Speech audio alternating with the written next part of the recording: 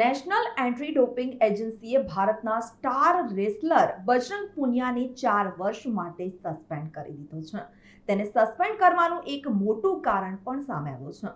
National anti doping એજન્સીએ ભારતના star wrestler Bajrang પુનિયાને 4 વર્ષ માટે સસ્પેન્ડ કર્યા છે. તેમણે માર્ચ મહિનામાં ડોપ ટેસ્ટ માટે પોતાનો સેમ્પલ આપવાની ના પાડી દીધી હતી. આ કારણોસર નાડાએ આ મોટો નિર્ણય લેવો પડ્યો છે.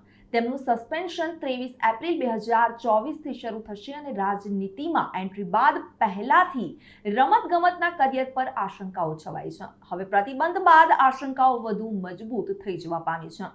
ત્યારબાદ બજરંગે સસ્પેન્શન સામે અપીલ કરી હતી અને નાડાની અનુશાસનાત્મક ડોપિંગ પેનલે 31 મેના રોજ રદ કર્યો હતો.